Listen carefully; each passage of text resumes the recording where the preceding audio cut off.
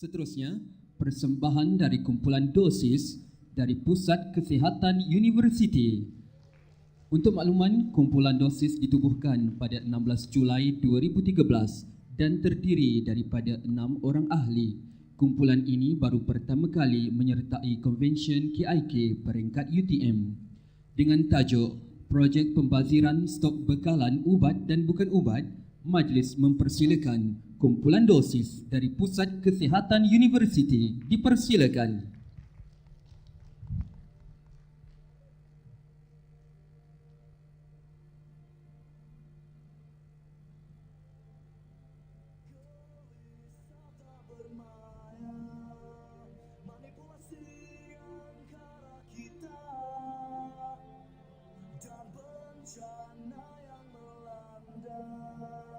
Generasiku menjadi mangsa, dan ini bukan lagi seperti yang kau impikan. Percayakan aku bila kat dunia tiada cahaya.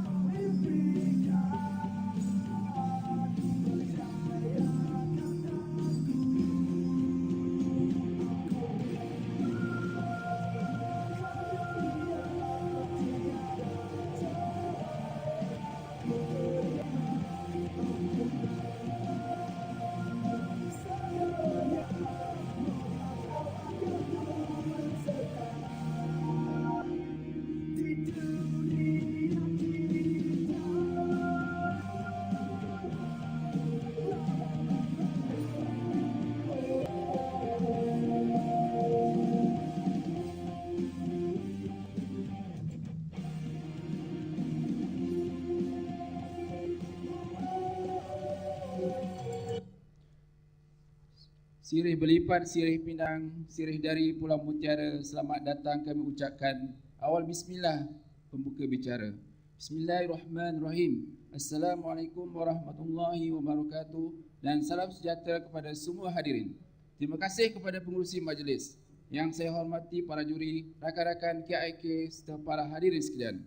Kami dari kumpulan dosis akan buat persembahan projek kami di bawah tajuk Pembaziran Ubat Tamat Tempoh. Pusat Kesihatan Universiti atau PKU terletak di blok J01 Universiti Teknologi Malaysia. PKU adalah satu dari unit di bawah HEMA yang diketuai oleh Timbalan Naib Chancellor Hal Ehwal Mahasiswa dan Alumni Profesor Dr. Muhammad Ismail bin Abdul Aziz. PKU ditajuk oleh Dr. Ismail bin Ahmed selaku pengarah dan dibantu oleh Timbalan Pengarah Perubatan Dr. Zaleha, Timbalan Pengarah Pergigian Dr. Ashikin dan Timbalan Pengarah Cawangan Dr. Azizah. Ini adalah menunjukkan kedudukan bahagian farmasi dalam carta organisasi PKU. Berikut adalah fungsi PKU dan fungsi bahagian farmasi. Di layar menunjukkan perkembangan tanggungjawab PKU UTM dari 1972 hingga sekarang. Berikut merupakan visi, misi dan objektif UTM, pejabat HEMA dan PKU UTM. Berikut adalah nama, logo, kumpulan dosis dan definasi. Dosis telah ditubuhkan pada 16 Julai 2013 diangkuti oleh 6 orang ahli. Projek ini merupakan projek pertama kumpulan. Etika dosis iaitu bekerjasama menuju kecemerlangan dan melaksanakan perkara baru dan lama dalam bentuk baru yang kreatif dan inovatif. Maka objektif dosis pula ialah meningkatkan kualiti kerja dengan memberi perkhidmatan yang unggul, selamat dan berkesan. Kumpulan dosis diketuai oleh saya saja dan dibantu oleh Farah, Rizal, Yana, Fila dan Katie. Manakala fasilitator kami ialah Dr. Rosman. Di layar menunjukkan surat pelantikan ahli kumpulan dosis. Raja Metrik memaparkan pembahagian tugas ahli kumpulan berdasarkan PDCA. Setiap aktiviti diketuai oleh ahli yang berlainan untuk memastikan pelaksanaan tindakan berjalan dengan lancar dan menepati masa. Berikutlah carta keadaan dosis dan peratus keadaan dosis adalah 93%. Berikut adalah surat panggilan mesyuarat dosis. Berikut adalah minit mesyuarat projek yang telah dijalankan. Seterusnya adalah gambar aktiviti mesyuarat yang telah dilaksanakan. Perancangan kumpulan berdasarkan kitaran PDCA Plan Do Check and Action. Berikut adalah carta perubatan dosis. Bermula pada minggu ke-2 Julai hingga minggu ke-3 November dan pemantauan masih lagi berjalan. Ini adalah senarai mengenal pasti masalah yang dicadangkan oleh setiap ahli melalui brainstorming. Berdasarkan tahap kritikal dan tahap keupayaan penilaian ahli kumpulan, berikut adalah hasil pemilihan masalah projek. Berikut adalah jadual metrik pemilihan masalah. Dengan menggunakan kaedah penilaian ahli kumpulan, dua masalah utama dipilih iaitu pembayaran ubat tamat tempoh dan kelewatan proses mencari stok bekalan ubat di stor farmasi. Berikut dipaparkan jumlah pembayaran ubat tamat tempoh yang berlaku pada tahun 2011 sehingga tahun 2013 dan jumlah pembayaran ubat tamat tempoh yang berlaku dari bulan Januari sehingga bulan Jun dalam tahun 2013. Paparan menunjukkan data tamat tempoh pada tahun 2011 hingga 2013. Paparan berikutnya menunjukkan data tamat tempoh dari bulan Januari hingga bulan Jun dalam tahun 2013. Pembayaran ubat tamat tempoh dikaitkan dengan hasil laporan audit tahun 2012 di mana terdapat ubat yang tamat tempoh masih lagi disimpan bersama stok yang boleh guna semasa pemeriksaan fizikal dijalankan oleh audit dalaman. Hasil dari analisa kelewatan proses mencari stok bekalan dari stor farmasi mendapati purata masa yang diambil untuk mencari stok bekalan dari stor farmasi adalah 180 saat berbanding masa yang sepatutnya 60 saat. Juga ruang stor yang terhad dan susun atur yang tidak mengikut kategori. Paparan berikut menunjukkan data masa yang diambil untuk mencari dan mengeluarkan stok bekalan. Berdasarkan metrik keutamaan yang telah digunakan bagi pemilihan masalah, didapati pembayaran ubat tamat tempoh telah dipilih sebagai tajuk projek kumpulan dosis. Dengan itu, kumpulan dosis sebelah suara bersetuju memilih masalah pembayaran ubat tamat tempoh sebagai tajuk projek kumpulan kami. Surat permohonan dan kelulusan menjalani projek ini adalah seperti di paparan. Kumpulan kami bersetuju memilih tema projek iaitu meminimalkan pembayaran ubat tamat tempoh.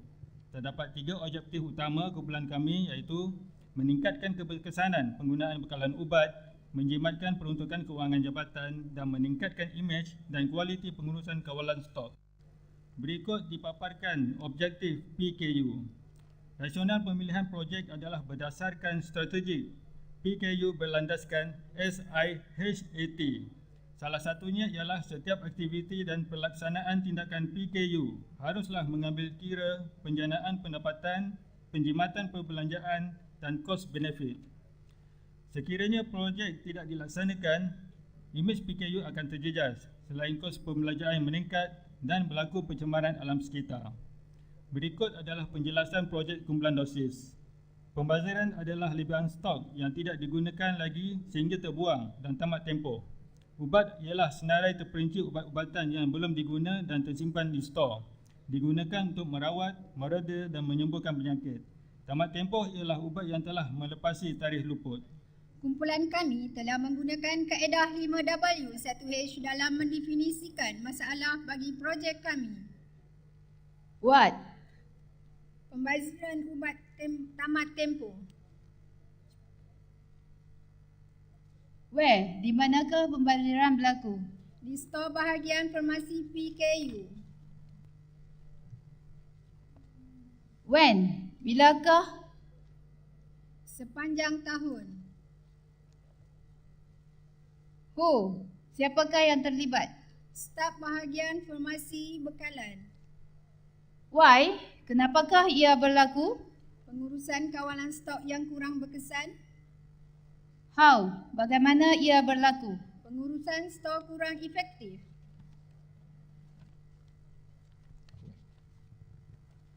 Berikut adalah carta aliran penerimaan stok bekalan ubat. Manakala yang ini pula adalah carta aliran penyimpanan stok bekalan ubat. Seterusnya graf menunjukkan purata pembaziran bulan Januari hingga Jun sebanyak RM2251. Oleh itu kami mensasarkan sebanyak 50% penurunan ubat tamat tempoh sebanyak RM1125. Pihak pengurusan PKU memutuskan untuk memastikan pembaziran ubat tamat tempoh dapat dikurangkan sebanyak 50% daripada jumlah purata bulanan Januari hingga Jun. Seterusnya membantu universiti dalam pengurusan perbelanjaan dengan lebih berhemah.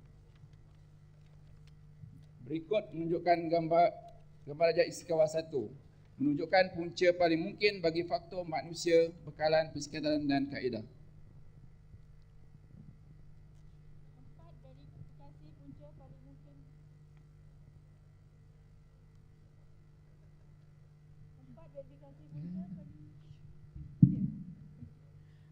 Empat verifikasi punca paling mungkin bagi faktor manusia iaitu: pertama, kurang komunikasi doktor dan staf farmasi. Keputusan diterima. Kedua, beban kerja staf bertambah. Keputusan ditolak. Ketiga, kurang latihan. Keputusan ditolak. Keempat, pesakit yang ramai. Keputusan ditolak.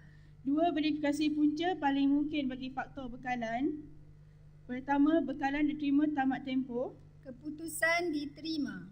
Kedua, bekalan ubat berlebihan. Keputusan ditolak. Ada dua verifikasi punca paling mungkin bagi faktor persekitaran. Yang pertama, ruang stor terhad. Keputusan ditolak. Kedua, rak yang tidak sesuai. Keputusan ditolak. Verifikasi untuk punca paling mungkin bagi faktor kaedah ialah yang pertama, tiada sistem atur. Keputusan ditolak. Yang kedua, semakan tarikh luput tidak konsisten. Keputusan diterima.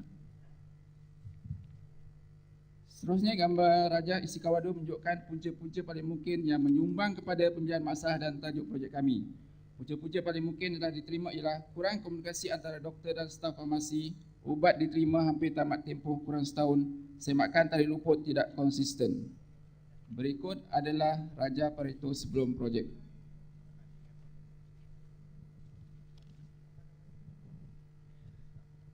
Secara keseluruhan, terdapat 3 cadangan penyelesaian hasil perbincangan dengan ahli kumpulan.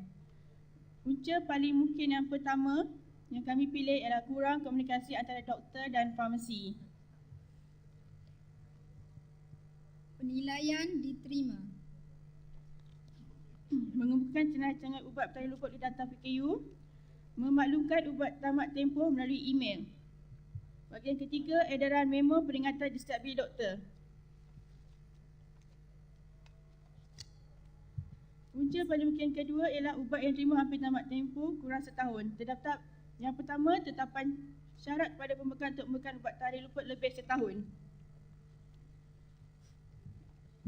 Cadangan kedua, mengulangkan dan minta pembekalan menggunakan bekalan yang bertarikh luput kurang 6 bulan kepada tarikh luput yang lebih lama.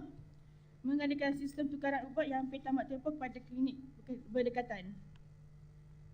Penilaian pertama untuk cadangan kesan yang hanya diterima. Untuk punca paling mungkin yang ketiga, semakan tarikh luput yang tidak konsisten. Yang pertama, melakukan semakan berkala sekali sebulan.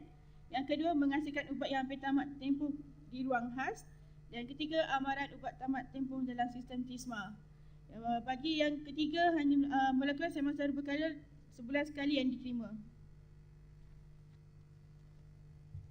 Hasil daripada proses penilaian kami dapati terdapat 4 cadangan penyelesaian yang diambil, iaitu mengemukakan senarai stok bertarikh luput melalui user data center, menghantar memo senarai stok bertarikh luput melalui email kepada semua doktor, meletakkan syarat kepada pembekal supaya membekalkan ubat yang bertarikh luput lebih dari setahun, melakukan semakan tarikh luput secara berkala setiap bulan. Paparan berikut adalah perancangan pelaksanaan cadangan melalui kaedah 5-1. Yang pertama, user data center bermula 1 September, staf farmasi dan semua doktor yang terlibat. Di mana pusat kesihatan, ubat tamat tempoh akan digunakan terlebih dahulu. Bagaimana? Meningkatkan kemahiran pengguna teknologi maklumat dengan menyediakan sistem user data center di setiap bilik pegawai perubatan. Bahagian kedua, peringatan melalui email. Mula 1 September juga 2012, staf farmasi dan juga kepada semua doktor. Mendapatkan maklumat awal secara tamat luput dengan menghantar sebulan sekali yang diterima. Hasil daripada proses penilaian kami dapati terdapat 4 cadangan penyelesaian yang diambil, iaitu mengemukakan senarai stok bertarikh luput melalui user data center, menghantar memo senarai stok bertarikh luput melalui email kepada semua doktor, meletakkan syarat kepada pembekal supaya membekalkan ubat yang bertarikh luput lebih dari setahun, melakukan semakan tarikh luput secara berkala setiap bulan. Paparan berikut adalah perancangan pelaksanaan cadangan melalui kaedah 5-1. Yang pertama, user data center bermula 1 September, staf farmasi dan semua doktor yang terlibat di pusat kesihatan. Ubat tamat tempoh akan digunakan terlebih dahulu. Bagaimana? Meningkatkan kemahiran pengguna teknologi maklumat dengan menjadikan sistem user data center di setiap bilik pegawai perubatan. Bahagian kedua, peringatan melalui email. Mula 1 September juga 2012, staf farmasi dan juga kepada semua doktor mendapatkan maklumat awal secara tempat luput dengan menghantar peringatan senarai stok melalui email.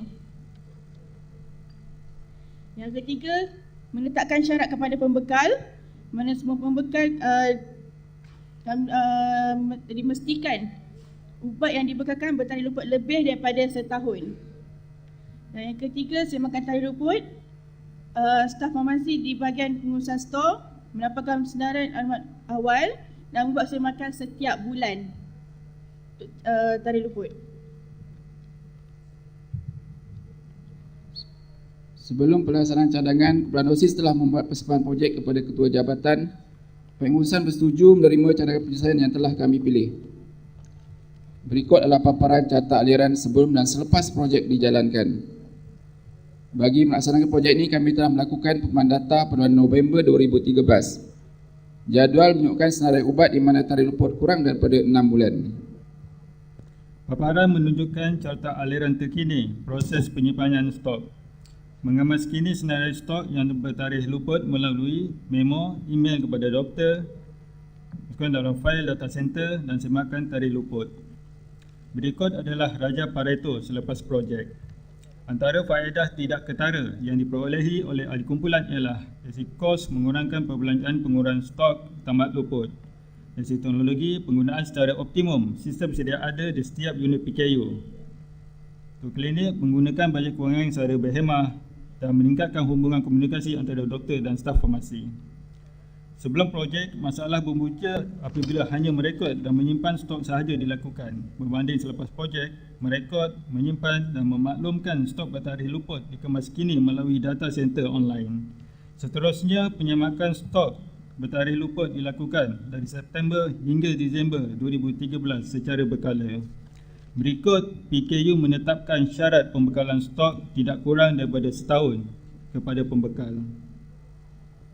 Keseluruhannya, kumpulan dosis telah berjaya mencapai dan melebihi sasaran yang ditetapkan, iaitu purata penyimatan sebanyak RM1,870. Cadangan dosis dapat membantu dan memberi banyak faedah kepada organisasi, antaranya penjimatan kos dapat digunakan untuk perbelanjaan yang lebih perlu, penggunaan teknologi maklumat yang lebih bermanfaat dan meningkatkan produktiviti PKU. Sebelum projek dilaksanakan, prestasi ahli kumpulan tidak memberangsangkan. Namun selepas projek dilaksanakan, kelemahan dan kesukaran antara ahli dapat diatasi dengan baik.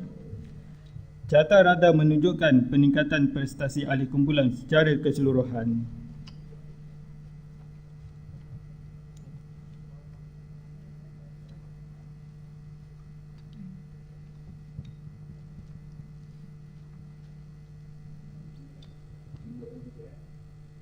Berikut adalah demo penggunaan user data center.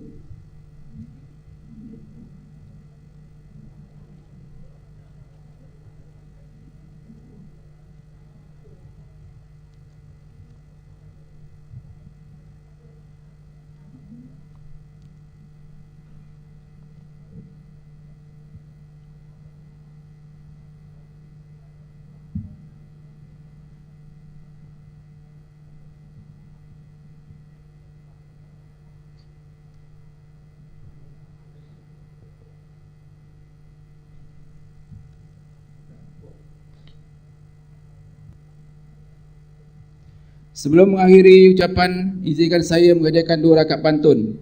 Sudah teradat siadat lelaki, mati berjuang berulur jangan. Bukan memberi kata dan puji, hanya budi dalam ingatan. Kalau ada sumur di ladang, boleh hamba menumpang mandi. Kalau ada umur yang panjang, boleh kita bersua lagi.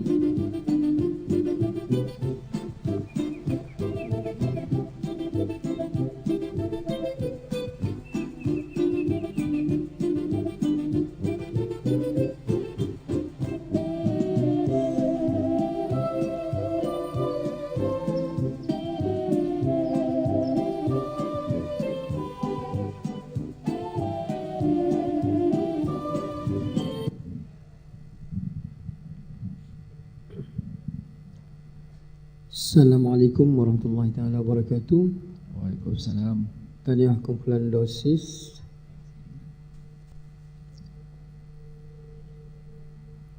Tajuk projek kita pembaziran stok bekalan ubat.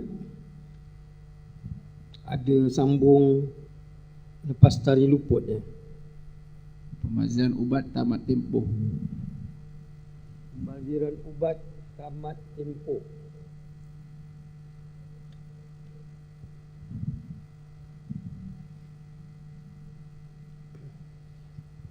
Dia tak payah tahu tamat tempoh tak apa kan. Pembaziran ubat dia nanti bila buat tulangkan baru ternampak puncanya membazirkan dia lambat. Tamat tempoh kan lebih besar lah kan. 12 kali mesyuarat mencukupi ke untuk buat projek ni? InsyaAllah boleh. Betul ke 12 kali saja? Soalan? Soalan saya, betul ke 12 kali sahaja untuk menyelesaikan projek ni? Sebenarnya ada lagi lah yang kita perbincangan tak formal lah. Kena masukkan secara tersusun. Sebab KIK ni dia boleh juga definisinya ialah perjumpaan ataupun mesyuarat menyelesaikan masalah. Setiap kali jumpa itu adalah mesyuarat. Jangan takutlah nak tulis mungkin 70 kali, 50 kali. Minit pertama itu sendiri, ekoran daripada minit itu ada 4 pertemuan sebenarnya kemungkinan. 12 kali ni saya bimbang memang tak apa nak jadi. Okay.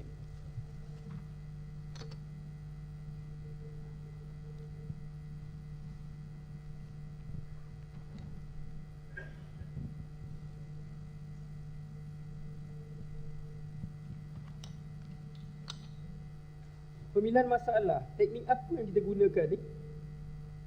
Kita tengok teknik sikit lah.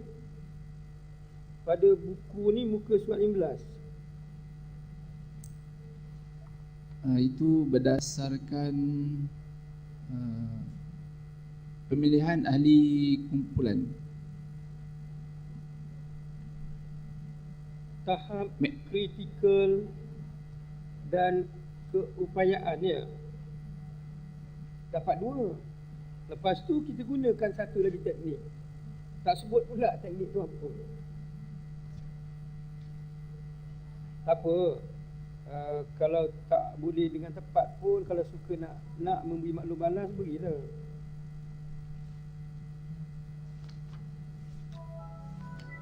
Sebab bunyinya tu pemilihan masalah yang akhir. Adalah 2 masalah. Kos, kepentingan, image.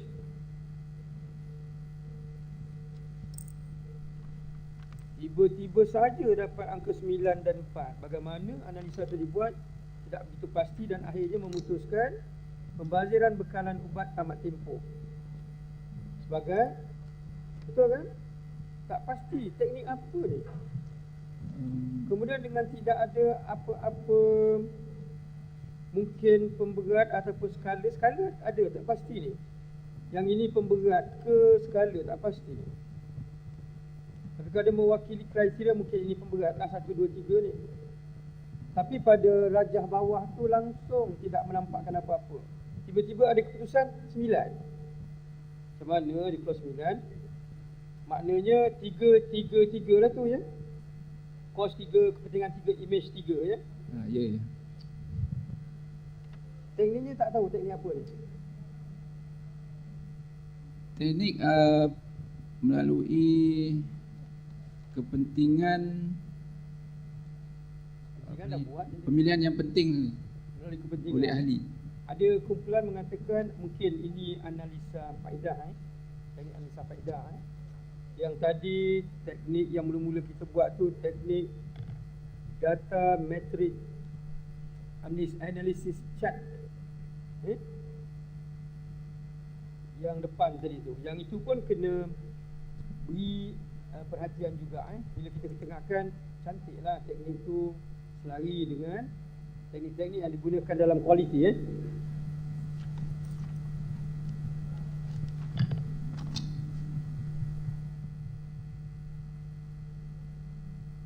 Data pembaziran ada data daripada tahun 2009 sehingga 2013. Tapi data yang dimasukkan untuk tujuan setting objektif, data pada tahun bila?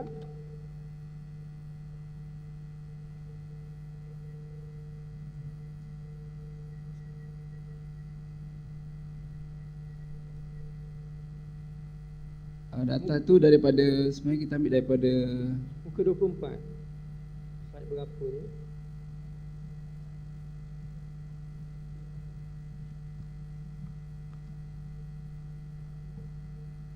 Okey, ini kita nak tengok daripada tahun 2011, 2012 dan 2013. 2013 tu daripada Januari hingga Jun. Januari sehingga Jun. Sebelum projek dijalankan. Kita dah analisa data. Sewaktu kita menganalisa data, elok kalau data untuk set objektif ni data sebelum kita buat projek. Baru masalah memang kita dah kenal. Sebab itu hari ni kita buat projek. Sebelum hari ni ke belakang ni data tu dah ada pun petunjuk-petunjuk. Dan saudara telah pun, kumpulan kita telah pun menetap. Ambil data tu daripada 2009. Sebenarnya tak perlu pun sampai 2009. Tak nak tunjukkan peningkatan masalah, boleh. Tapi biasanya data yang kita ambil terdekat setahun sebelum projek. Jangan ambil data waktu projek sedang kita kelolakan, waktu itu juga nak pungut data mengenai bukti. Sedangkan masalah dah pilih dah pun. Ya, yang itu juga kena beri perhatian. Okey, saya ingat tu saja dulu. Okey, saudara kita ada apa? Masih. Tuan ni kumpulan apa ni? Dosis Dah lapar ke belum? Kita makan lewat sikit Okey, boleh tunjuk tak catat perbandingan catat hari sebelum dan selepas projek? Ada sesuatu yang saya sure untuk ditambah lah. Ini tak ada nombor slide ke tidak? Senang saya rujuk. Kadang-kadang kalau nampak ni akan ada nombor slide. Dia catat alih berbanding sebelah-sebelah. Saya ingat dalam penyeragaman kot.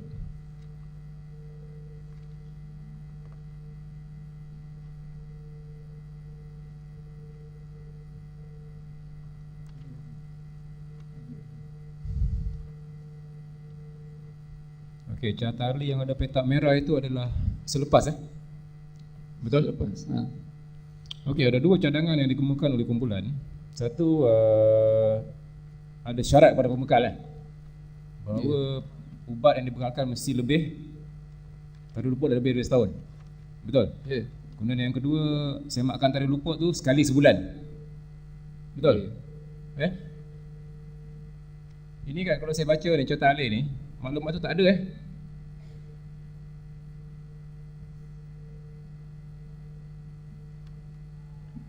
Ini apa, catat alih sebelum dan selepas penyimpanan stok ubat. Stok ubat.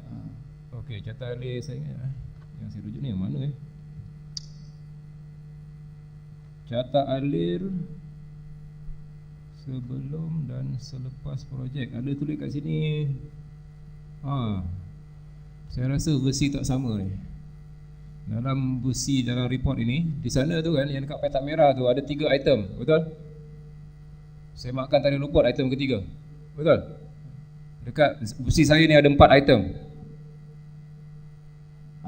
Kita Zaman yang mana lebih terkini ni? Yang besi dekat report laporan saya ke atau yang di slide 64 ini? ini terkini. Itu yang terkini. Okey, kalau itu yang terkini. Okey, item ketiga tu kan, semakan tarikh luput, betul? Kalau awak tak tambah semakan tu, saya rasa dia link dengan semakan yang sebulan sekali Betul tak? Ya. Betul. Kalau awak tak tambah perkataan sebulan sekali, dan orang rujuk catatan lain ni, orang tak akan faham bahawa semakan itu perlu dilakukan sekali sebulan. Betul? Sebab perkataan sekali sebulan itu hanya ada dalam awak punya jadual perancangan pelaksanaan cadangan. Tidak di sini. So boleh tambah? Boleh So ini saya syorkan Kalau tidak, sampai bila-bila tak akan. Sebab ini akan Ini yang diseragamkan kan? So penyeragaman awak ni kena tambah baik lagi. Boleh? InsyaAllah boleh. Boleh Juga sekali dengan yang saya tak tahu kenapa tak ada yang semakan pembekal tadi. Tak apalah, kat sini tak ada tapi dalam saya punya ni ada. So tak ada soalan lagi. Terima kasih. Ya, terima kasih para juri.